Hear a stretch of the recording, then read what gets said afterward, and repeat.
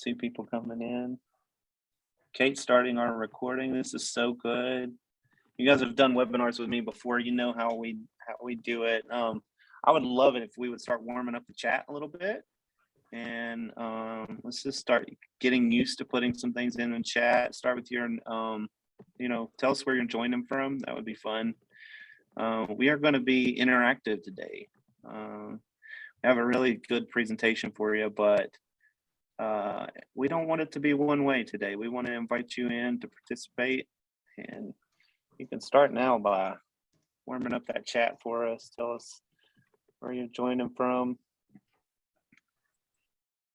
Our topic today is something that I have, in many ways, I've dedicated my whole career to this.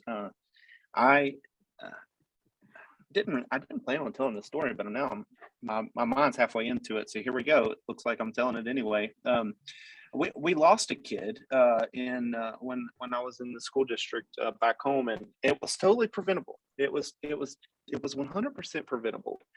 And I just wish that I knew now. I wish I knew then what I have learned now. And some of the things that you're going to see today from Mike and Melissa and Paul are things that we can put in place into our schools, districts, and make sure that we are doing absolutely everything that we can to keep our young people safe as we're integrating technology and doing that in a very thoughtful way.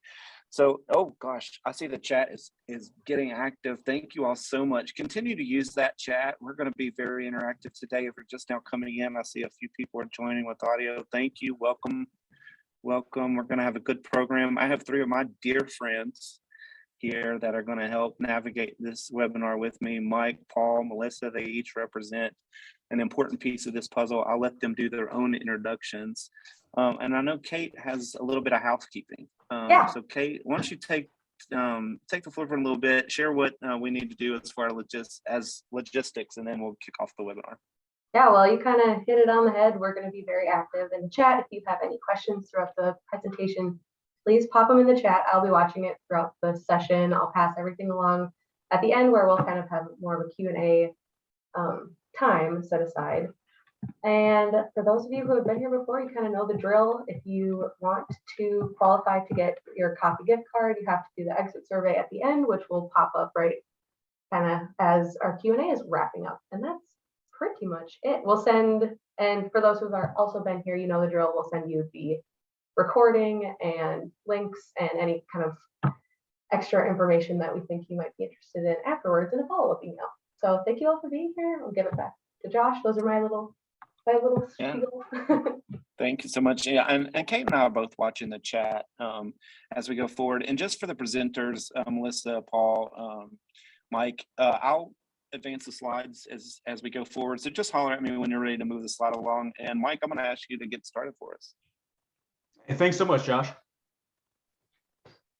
All right, and just as a brief introduction, my name is Mike Jolly. I'm the General Manager and Director of Vice President of Strategic Sales at Securely. Been there about 6 years, but I still consider myself an educator. I was a high school teacher, and then I was a high school principal. Spent just under a decade as a principal outside of Charlotte, North Carolina, in a pretty large high school. And just as Josh said, he shared his situation where there was something preventable. There are things going on nonstop. And that's actually why I'm at a student wellness, student safety company like Securely, because as a principal, there were things that happened at the school and in my community that were preventable, right? And there are things every day. And so I'm excited to speak with you today about some of the offerings that Securely has that can help in fighting the good fight against, students that are suffering from grief and depression. Awesome. You want me to hit that next slide? Yes, sir, please. Okay. Yeah. Okay. All right. So who, thank you. Thank you. Who is, I'll go beep. Yeah, there you go. Who is Securely? So if you're not familiar with Securely, we have been around just about 10 years. Our main focus is keeping kids safe, secure, productive on their school device. And it doesn't matter what type of device, doesn't matter where they are. So if they're on an iPad at their grandma's house at 3 a.m. on a Saturday, we're going to be able to keep them safe, right? Or if they're sitting in class on a Chromebook at noon on a Wednesday, right? So any device, anywhere. We are a cloud-based platform. And one of the things I'm most proud about when it comes to working out Securely is in those last 10 years, we have worked with school districts to save over 1,700 student lives. And Josh, if you'll advance the slide, we'll talk about some of those districts and how we're doing that. So, when we look at the state of mental health today, one of the most sobering statistics from the CDC is that suicide is the second leading cause of death for middle and high school age students. Right. So when I look at Securely being around, when I look at those 1,700 lives we've been able to save, and we'll talk about how we're able to do that in just a second. But I do want to highlight some data points that you can see here on the screen. One, and first and foremost, we're not talking self-harm, but we're talking about harming others. 2021 had the most school shootings in the past 4 years. So 34, total documented cases. And then we moved to self-harm. 1 in 15 students will attempt suicide each year, whether it's a serious attempt or more of a cry for help. It's still an attempt. And that data is from the National Youth Risk Behavior Survey. So a pretty reliable source that's looking at what our high school, middle and high school age students are doing. About 60% of students report being bullied or cyberbullied. And why does that matter? Because when we look at students who are looking at harming themselves or harming others, when we look back at those cases, there were many of those students were victims of bullying in the past and harassment. So that's why it's important to allow schools to be aware of it and stop it. We know that kids are being identified with emotional problems, more so particularly with the pandemic. We're seeing the attempts go up, the mental health issues up to 3 times the absences. And why do I talk about absences? Because as an educator, I know that student attendance is one of the leading indicators of academic success, as is the feeling of safety. So when we talk about kids being in their seat and feeling safe, those are 2 of the most important things you can do, because they're not going to learn if they're not there and if they're not, feeling that they are safe. And then, we look at the overdose mortality rate that's there, the average American teen, how much time, somewhere between 7 and 14 hours a day. These are digital natives. They are online all the time. I'm a parent. I've got 2 kids in one of the largest school districts in the country. Here in Charlotte, North Carolina, and they're 3rd and 6th grade, and they are online. Most of it, I'd like to think, is academic and for school, but some of it's not. And so we have to be aware of what our kids are doing and how much time they are spending. And then, of course, absenteeism is important when it comes to funding and resources and all the things that go into getting kids caught up. And we know we're going to talk about how important it is to maximize that instructional time. So Josh, if you'll go to the next one. So, this is my student, right? This is one of the scenarios and why I talk about Securely and being identified. We just talked about a whole slide of data points about, students who may be at risk of hurting themselves, of risk of depression, or, slipping into alcoholism, you name it, right? So how do you do it, right? How are you identifying at-risk students? Talk to a lot of schools. A lot of schools use a combination of grades, attendance, discipline, right? And those are great. I had an amazing counseling department. We had social workers. And, they mapped it out. It looked like a scene, if you've ever seen the movie A Beautiful Mind, and they're mapping and they're looking, and, it was a great way to come up with students, but it wasn't good enough, right? It didn't let us know who was at risk. And, this young man, Paul, stood up in class and said, I've got a bomb in the school and I'm joining ISIS. We had no idea, because he had good grades, good attendance, and no real discipline history to speak of. So, hey, we had a great web filter in place. If we wanted to go back and see what was there, we could do it. But it doesn't do you any good if you're not getting real-time alerts. If there's not a system in place, letting you know, hey, here is someone that you could, that needs some help. Here's someone that needs some attention from school resources. And we know, based on when he started, legitimately seeking terrorist affiliation, we would have had a 5 to 6 week head start before we evacuated an elementary, a middle, high school, totaling close to 4,000 students. So, this is why we talk about Securely. And again, the proof is in the Google searches. Google is a source of truth for kids. I look at my own daughters and they get very specific when they're searching for the type of Air Jordans they want to buy.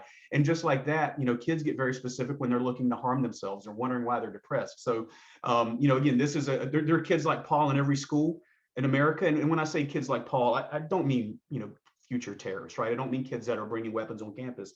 I mean kids that have something under the surface that people don't know about, right? They're hurting on some level, and they need somebody to be able to step in, like a counselor, or administrator or whoever, to help them and guide them through those tough times. I mean, they're kids, and we all know it is hard, so much harder to be a kid today than I think it was. I think about me growing up in the, born in the 70s, growing up in the 80s. If a kid was picking on me, I could walk home a different way. I could move to a different seat in the cafeteria. But with social media, a kid can get bullied from across a class, across a town, across the world. by something, just a simple image being putting up that's embarrassing and hundreds of kids retweeting it or liking. So it's hard, and we have to be aware of that. Josh, if you'll go to the next one. So when I say Google is a source of truth, this is probably the most phenomenal thing Securely does, is give you the insight as a school by looking at student searches. And I don't mean to get real depressing with our topic here, but these are actual de-identified single student string of searches over a 24-hour period or less this spring in school districts across the United States. So you can't look at these and tell me this isn't a kid, or each of these kids isn't hurting, right? Each of these kids isn't in need of an adult, a responsible person in the district to come in and speak with them about what's going on. So that is the power of searches. And that's one of the things we do. Josh, if you'll go to the next slide. So this is what we do. So you'll see in the middle is technology, and that's what I love. I'm a huge proponent of technology. It opens doors for kids. It allows kids, to have way more information than I ever had. And then around technology, you have student wellness, student safety, and student engagement. And all those are paramount in student success. And everybody who works in a school district, every parent out there, they want their kid to be successful. So let's break it down. And I just want to talk about what Securely can offer at a high level with wellness. We have AI-powered monitoring. It's our audit and responder tool. And then we have an advanced analysis from humans. We have a team of humans that are there 24 hours a day to watch your back, to be able to reach out to public safety officials who can do a welfare check if a kid is hurting at 3 a.m. We have engagement tools. So classroom management is there for teachers to help kids stay engaged so they can maximize instructional time, keep students on task, because when students are on task, they're less likely to slip into those other shenanigans, the sending an email to a friend or sending a message they shouldn't send somewhere else. So engagement is very important in the classroom when you're talking about wellness and keeping kids from bullying others or straying to things they shouldn't be in. And then, of course, we have an MDM, we have some advanced data analysis, and that's with the technology piece we can tell you. And then on the left is safety.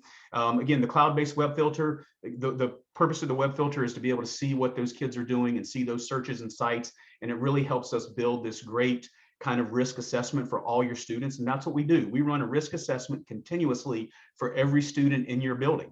And it's based on their own data, right? It's based on their emails, their activity within Google Drive, images they're putting up, searches, sites, all those things. And then we're able to send those alerts. So Josh, if you'll go to the next one.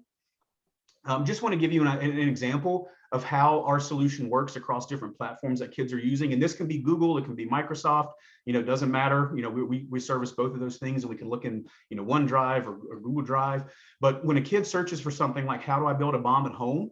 We're going to instantly in real time send an alert to anybody you want it to go to, principals, counselors, deans, resource officers, and it's going to be timestamped, student's name, email address, all the information that's needed. And if you'll go to the next one, Josh, these are just couple more examples. Why do I feel depressed?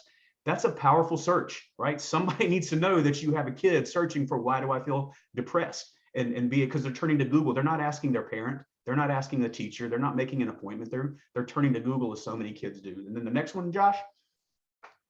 And then again, this is an email. So we'll see that you have, it takes out the parts of the email. So anything related to bullying, self-harm, or violence, and it's going to be time-stamped and tell the school administrator who it's from and who it's to. Next one, Josh.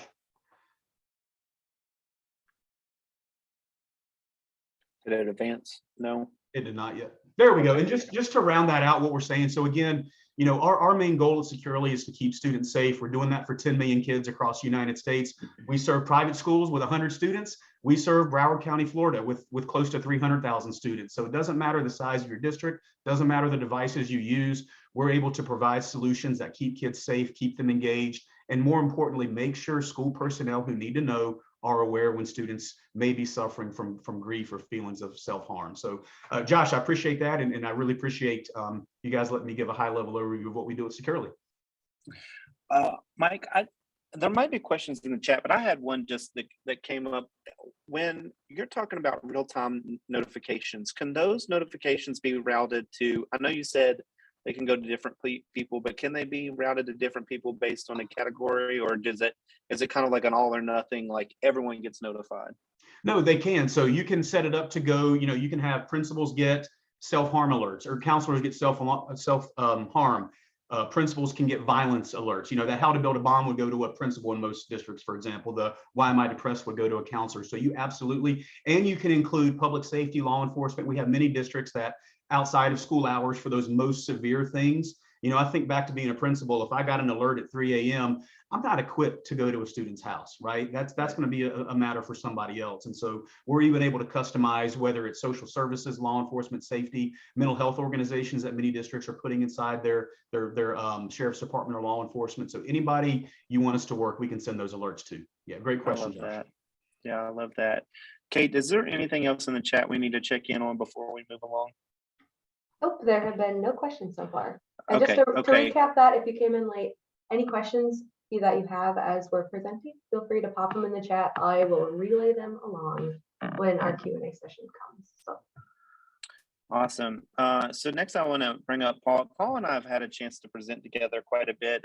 For those of you who have been on the calls with me, you know my research is mostly around technology addiction, and I think about this a lot, and I think about the amount of exposure that and I started my research project before COVID, but even since COVID, we have just drastically increased the amount of time that we use screens, and for a lot of it, it's for the good. You know, I'm not anti-technology. I'm a big supporter of technology, and my natural proclivities are to teach with technology, but at the same time, while we're doing this, I want to make sure that we're doing it responsibly and safely. And Paul has been a trusted resource for me and my own teaching, and I want to bring Paul on to talk about his work with Eyesafe.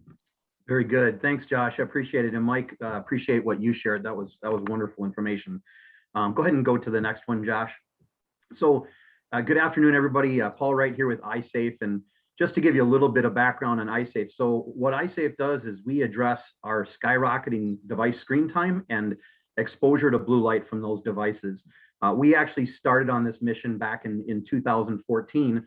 And when we started, frankly, not a lot of folks were talking about screen time and blue light. It's really over the last 3 to 4 years that the topic has really taken off. But the reason we started back in 2014 is we had a group of optometrists and ophthalmologists, people who, a number of them now make up our Vision Health Advisory Board, who were seeing real differences within their optical clinics every single day across the entire country, and frankly, globally. What they were seeing is more people of all ages complaining of things like headaches, dry eye, blurred vision, a number of different symptoms. And when they started to work through their talk track about eye history and nutrition and everything else, they quickly noticed that most of this was related to skyrocketing device time. So needless to say, we kicked Eyesafe into gear. We've got 24 owned or licensed patents, all really around the ability to manage emissions of blue light from digital devices without impacting color gamut and luminance. You know, if you do something with software or with a filter, and at the end of the day, the screen looks terrible, frankly, people aren't going to use it. They're going to throw it away, or they're not going to purchase it in the first place.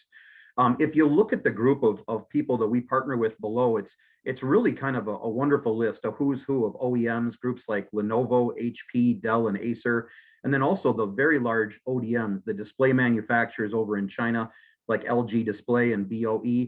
You'll also notice a name here, United Healthcare, right under Trusted By. So 3 years ago, we actually had United Healthcare reach out to us. And for those that don't know, you're probably familiar. United Health Group's the largest insurer in the entire world. They reached out and said, you know, we're getting more and more questions about device time, blue light, you know, impact on our health and productivity and these sorts of things. And they decided to form a strategic partnership with us. And that should tell you a lot about where this topic has gone the last few years, that a small company like Eyesafe, located in Eden Prairie, Minnesota, with 30, 35 employees, becomes a strategic partner with United Healthcare. Pretty amazing. Go ahead and go to the next one. So when I talk about guidance that we give to a lot of the OEMs, the Lenovos and Dells and Acers, all these folks that are making Chromebooks, the folks that kick out tablets, when I talk about guidance, it's really this group of people that leads all of that guidance. So I'm more on the sales and marketing end of things. I'm our senior VP of business development and partnerships. But at the end of the day, I'm really just a relay of a message that comes from these folks. This is a list of really top optometrists and ophthalmologists from around the world. And they give us phenomenal advice, not only on acceptable levels of blue light, from devices, but the amount of exposure based on how old we are, pre-existing eye conditions. So a great group of people, extremely invested in this conversation. So as we work through today and get you this information, just know that it's coming from a really trusted source, this group here. Next. So we like to kind of level set. So for those, some folks may know and some may not. So I like to at least give an explanation as to exactly what blue light is and where it comes from. So blue light is in every digital device that we use in this day and age, from smartphones to tablets and Chromebooks to laptops and monitors. Blue light is emitted from every single one of those devices. And frankly, it's kind of the magic behind why these devices are so incredibly brilliant now. When you think about device and how things have changed over the last 15 years, where we went from, full definition and high definition, we went to what is 4K and then 8K. What that really does is explain how many vertical pixels are within a picture. And what it really means is what level of image quality, that brilliance in the display. So if you think about that, what's crazy is just in the last 10 to 15 years, we've had a 10x gain in the quality of the image that we're looking at. And if you look at the graph on the right here, you see both LED and OLED technology, and you see that very dramatic peak within the device.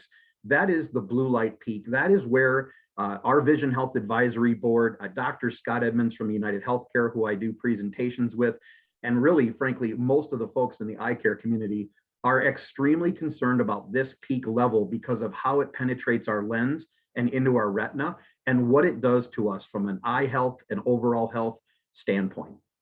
Feel free to forward. So just to kind of talk a little bit, Mike had mentioned that when we grew up, I grew up, I was born in the late 60s. I'm in my mid 50s now. The first half of my life, I didn't spend any time on a device of any kind, let alone a digital display. I went to the movies every couple of months. I saw something like Star Wars or Superman or Grease. I'd watch TV at night, and it might be an hour here or an hour there, but that was it for device time. And frankly, when I was watching TV, and I watched my CRT, a cathode ray TV, which many of you maybe had, a Zenith, I think we had, or a Magnavox. You sat 10, 12 feet away, and there was no blue light emissions. So when things really started to change is when devices became more personal for all of us. So back in 81, 82, there was a 9-month period where the LCD TV and the laptop were both kicked out. Both innovations came out within 1 year. That signaled a shift toward device usage being more personal.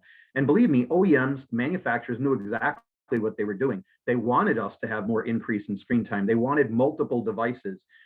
If you look at another change, very significant, back in the late 90s, most of us had cell phones. They were flip phones. We used them for the occasional call, some texting. By 2007, smartphones were pretty much ubiquitous throughout society, which means we had this basically computer sitting in our hands and being used 8-10 hours a day. That was a huge shift in the way we use devices on a daily basis. And now the next shift is AR and VR. So the polling that we do on a very regular basis actually shows AR and VR taking off at an incredible rate. A year ago, we had AR and VR going to 1.2 billion users by 2028. As of 3 months ago, when we redid that survey and polling, we are now predicting AR and VR to have 1.7+ billion users by 2024. That's a just crazy growth. And what I want you to keep in mind when you think about this now, so we've got a really perfect storm brewing here. We've got far better image quality, far closer to our face, and being used 3 to 4 times the amount we were even using devices like this 5 or 6 years ago. Go ahead and go next. So back, let's say right when we started, 2014, it was pretty well known. There was more documentation around blue light, screen time really impacting our sleep patterns. So if you see this chart here, number 2, sleep disruption, that was fairly well documented. But, and even the manufacturers who refuted that blue light was an issue 10 years ago started to add things, software solutions like dimming or night shift within the device. And frankly, we'll talk a little bit about that at some point probably today. It's at least something moving in the right direction. It's not a great solution. However, in the last 3 to 4 years, we've really added to this list simply because we're learning so much more with the increase in screen time.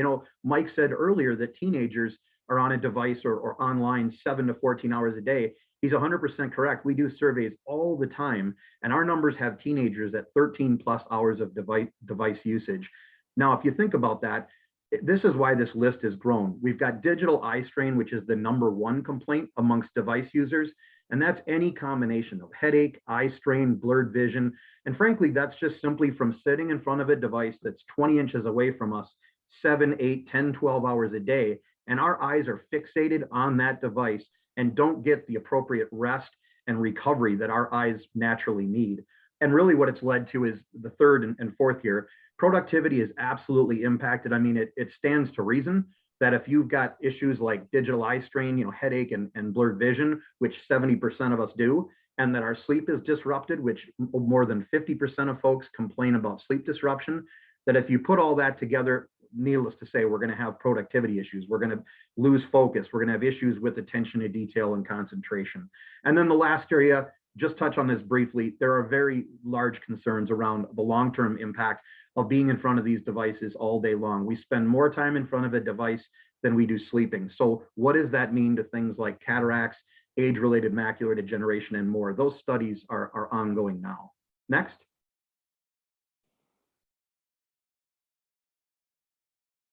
So we've talked about the risks, and all I'll say, and I'll keep it short here so we can move on. I will tell you that children are even more vulnerable to everything we talked about than we as adults are. And the reason for that is fairly simple. Children have what's called a beautiful or a clear lens. Until they're in their early 20s, some of the natural yellowing and cloudiness that we have on our lens as we've grown older, kids don't have that protection. And so that peak blue light, those 2 peaks that you saw earlier in LED and OLED technology, really penetrates directly through their lens and to their retina. If you add that increase in device usage, the fact that so many of them are on devices, some sort of tablet or a Chromebook during the day and then come home at night. I have 3 kids, and it's TikTok and it's gaming and it's streaming content. And if you think also about their stature, kids smaller in nature hold the device closer to their eyes. So just very concerning. And the last thing I'll share is, of all the points related to kids, we have a couple of doctors who are more concerned about the fact that 4 to 5 times the blue light penetrates a child's eyes. That to me is a really concerning statistic. Next. So I'm going to touch on this, and then we're going to move on. The reason, obviously, we wanted to bring this topic up today is it's incredibly timely. There's not a one of us that probably isn't sitting within arm's reach of 1 or 2 devices right now. Cell phones, laptops, monitors. It's just a part of our life. And again, just like Mike said, like Josh said, I'm a technology proponent. It's allowed us to do so many wonderful and amazing things. During COVID, it allowed for remote work and distance learning. What would we have frankly done without it? It's a fantastic tool. However, keep in mind moderation. Keep in mind there are things we can do with best practices and filtration. I give Trafero huge kudos for jumping into the education realm with Eyesafe almost a year ago here, because they saw this issue, they knew it was a problem and wanted to address it. And so feel free, reach out to us at any point. We've got this amazing patented line of Eyesafe screen filters that goes on any device. Again, our secret sauce, the IP, allows us to really manage that peak blue light without impacting color gamut and luminance whatsoever. If you put a filter on, 10 seconds after it's on, you'd be hard pressed to know it's there.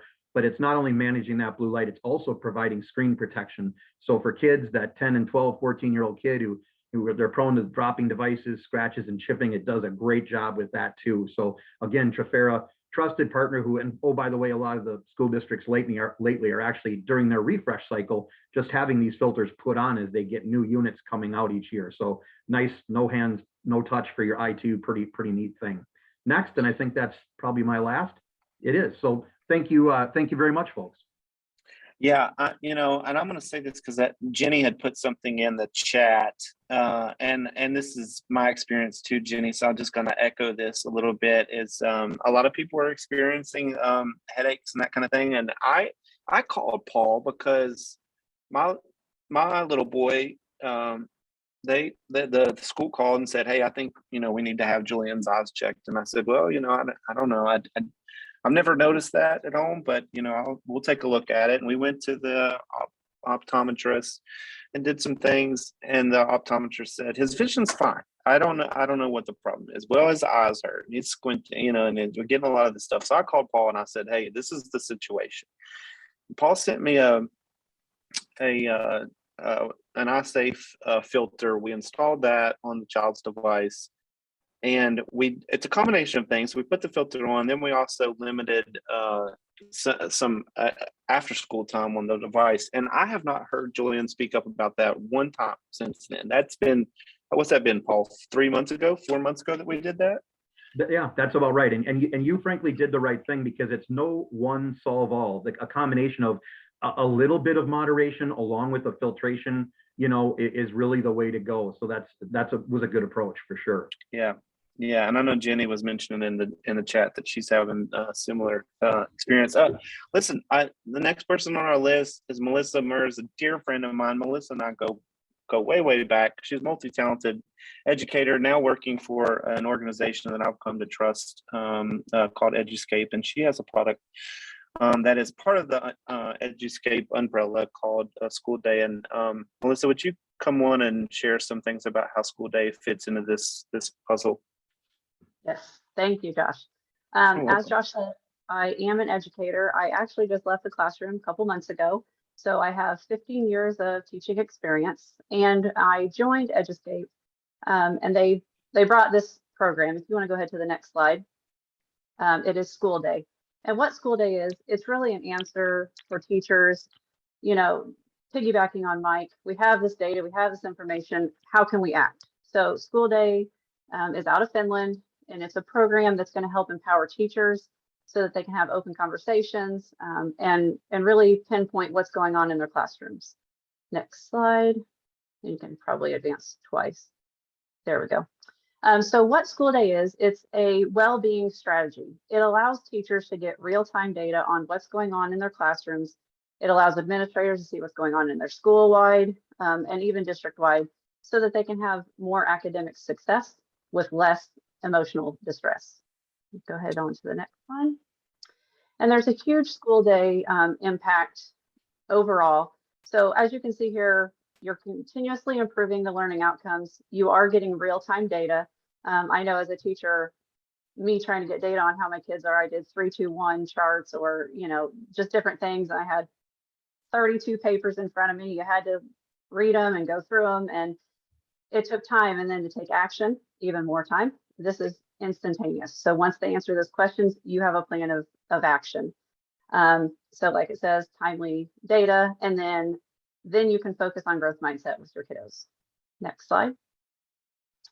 And then from the district standpoint, School Day focuses on that student well-being, but it also focuses on teacher well-being. So this platform is a survey tool, very simple 5-point scale for teachers and students, so that teachers can help students and district administrators can help teachers, so that we make sure that we're all on the same page, we're empowering one another, and we're really opening up conversations between teachers, students, and administrators. There's that opportunity for professional development and as well as the leadership. Next slide.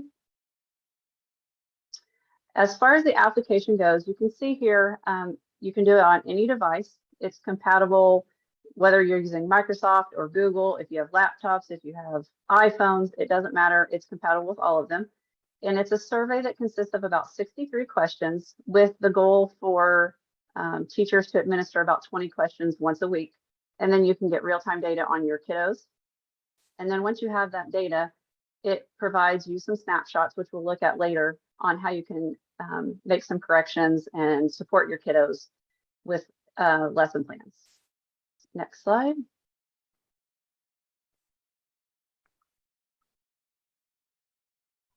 And as you can see, you can just keep clicking, Josh. Available on all platforms for all students. It's very easy to use. Go ahead to the next slide. And then School Day, it's not just something that this company put together. It's backed by about 30 years of research through all of these components. And as you can see here, Stanford's down there, Castle's down there. So we know that we have a strong foundation and background with that social emotional learning. So it's broken up into 4 main categories for both the teacher standpoint and the student standpoint. So there's learning, social emotional skills, social relationships, and wellness. And then it breaks it down into those subcategories. So the questions are pinpointing those categories. And then you'll get that feedback on, okay, well, I know that the study support is lacking. So how am I going to address that? Same with, I get support from my teacher. How are we going to address that? Because that's low on the scoring. Next slide. And then this is, I think, the biggest, most important part for teachers. This is your portal. This is what you're going to see. So just like any state testing, district testing, you've got your reds, your greens, your yellows. You're going to have that similar format. And within each of these, you can click on it. It's going to give you a weekly highlight. Your class is doing great on this skill. They're really struggling on this skill. And then within those, it gives you ways to support your students. What can you do? Lesson plans. It gives you strategy cards. How can I have open, honest conversations with them? What should I be saying? So it's going to provide that to you. You're going to get that actionable data, relevant survey questions. At the district level, they can compare schools, they compare classrooms to see really pinpoint where the specific problems are. And then there's going to be a 1-sheet, 45-minute lesson plan that you can implement in your classroom as well. Next slide. And then as you can see here, that's just a bigger picture. You get your weekly highlights, you get a monthly focus, you get well-being scores, which just like in any other data, you're going to see that there's that green. It's going to tell you if you need to be moving up or down, which one's your lowest. It also will do that for the questions. So it will take every question. So if you click on the social relationships, it's going to show you what questions were asked and which one is the struggling the most and which one is being the most successful. You're going to get all those deep dive analytics and then student activity stats. Next slide. And there's that comparison that school leaders can do. And they can do that however they want. If they want to compare all of 7th grade, if they want to compare 7th with 9th grade, they can do it however they want and see that real-time data as well. Next slide. And then on the teacher standpoint, I think a lot of times corporations don't know how best to help their teachers because they don't really know where we're struggling. So what this is, it's very similar to the student side. Once a week, answer them, and it tells them where their teachers as a whole are struggling the most, or as a school, what are they struggling the most with? And then they can make an action plan for that. And it's broken up the same. And school day is actually free for teachers for 14 days so that you can test it out in your class, see if it's something you'd be interested in doing. And I love that that's a component because then you can really dive in and get to know the product. And I think that's it. Yep, that's it. You know, I don't know. Do we have yeah, Q&A? You know, one thing that was dropped into the chat, and this is from Melissa. I can take a crack at answering it, but I might defer to Melissa for this one too. She's asking about the data reliability. Sometimes, anytime you're surveying people, I was going to say students, but I would say it's true of all people. You want to make sure that you're getting reliable data in, bad data in, bad data out, you know, bad actions out. And so, Jenny, one of the things that I love about school day are the actionable data. So when you're getting that data, it's not just you're getting a data and you're like, okay, gosh, now what do I do with this problem?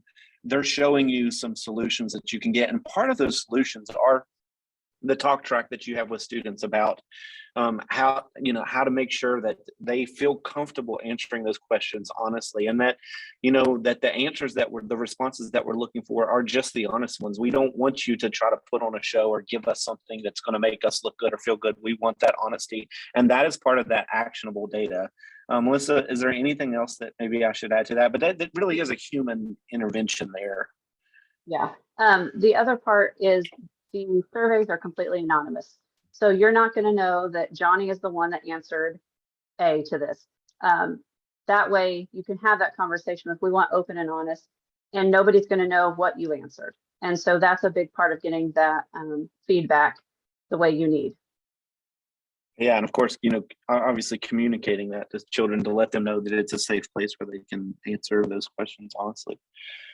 Good. That covers most of the things that I've seen in the chat. I want to just open it up though, because there's a lot of people on here. Now, does anyone else have any questions or comments that you want to unmute or throw something in the chat? I don't make it a habit to wear my hat on webinars, but if you saw my hair, you'd be like, yeah, just put that on.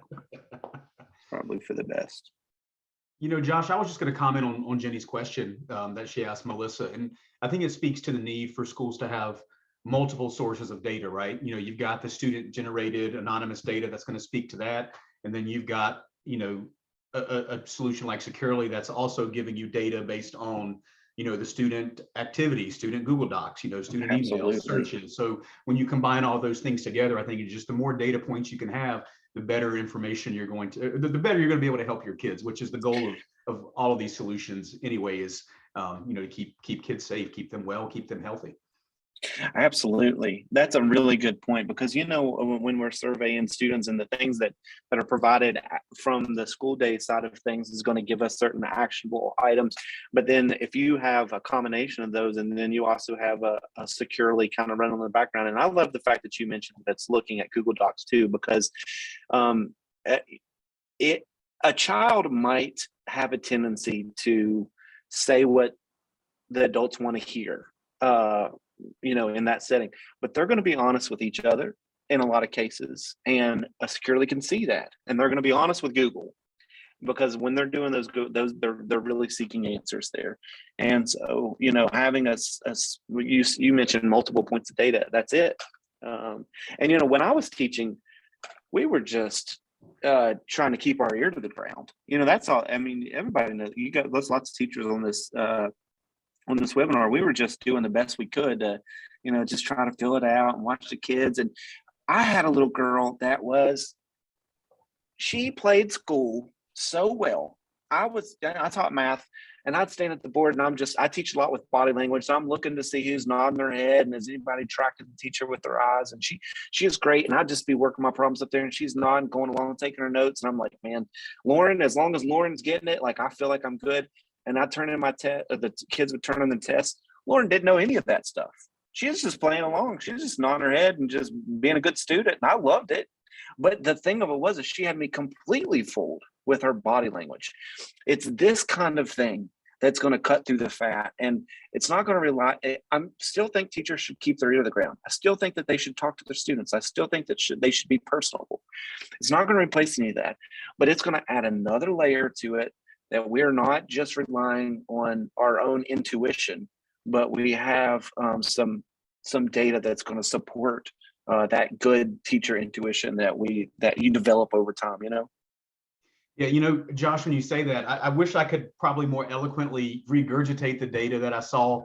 It was from the National Center for Missing and Exploited Teacher or Children, and it mentioned the teacher as the number one source of pertinent information, right? To see those changes. And, you know, my own kids, I see them 15 minutes on the way to school, see them on the way home, they're at practice. You know, the teachers spend way more time with the kids than I do. And they notice things like, when you say ear to the ground, they notice how they dress, they notice how their hygiene, their eating, body size, type, act quiet, all those things. So when you have the good old fashioned teacher intuition combined with, you know, what they're, you know, doing with Melissa's solution and you know, and other things, it's just, you have a much better chance to fight the good fight.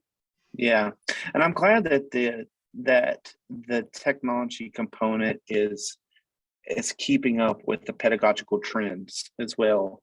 I'm sure that there's other people on the call that can sympathize with this, but I was an early adopter for VR and AR. I love that technology. I love what it can do for the learning experience for children. But when I think about strapping on that device an inch and a half away from that child's face, it gives me anxiety, because now I've learned some things from Paul's presentations that I want to be aware of. And yes, I want to provide that meaningful learning experience, but I feel like the responsible thing to do is to do the experience and have that immersive learning experience, but do it in a way that leverages, you know, the solution from Eyesafe, or the one from Securely or School Day, or a combination of those things that can put these learning experiences in the hands of teachers so that they can facilitate learning in this deep, immersive way, but do it in a responsible way that's going to let our kids live their best life too. Someone just put in the chat, let's see if I need to see this. Is there any chance we can get a copy of the slideshow? Someone's asking for the slideshow. So quick check-in with the presenters. Is that okay? Yes. Yeah, Okay. I will go ahead and I will share this deck with all the attendees. So it'll be in that same email where you get the recording of the session and a little bit more information and links regarding topics from today. Awesome. Thank you all so much. This has been such a good one. And if anybody in here wants more information, we're happy to, provide those things. We didn't have time to get into it. My stuff is all on addiction and how to teach and learn in a technology saturated learning environment and do all that in a very safe and ethical way. So if I can help anyone on the call with that kind of stuff, Kate's got our exit survey, which is very important because that's how you get your coffee. And make sure you do that. I wonder if I fill out the exit survey, if they'll send me coffee since I'm the host. I don't know if it works that way. Thank you, Melissa. Michael, I saw Mike put his, and Paul, did you toss your email address in the chat just so everyone has it? I will do that. Awesome. Thank you all so much for coming. This has been a good one. I think I might go watch the recording myself. I want to see it. I might want to see it again. You just like the sound of your own voice, Josh. That's been said before. I think Chad normally says that about me, and I gotta admit, he's not wrong about that. So He's not wrong. yeah. Bye, you all. Thank you all for coming. This has been a good time. Thanks, Josh, everyone. thanks so much for hosting. You're Really welcome. appreciate it. You're welcome. Take care, everyone.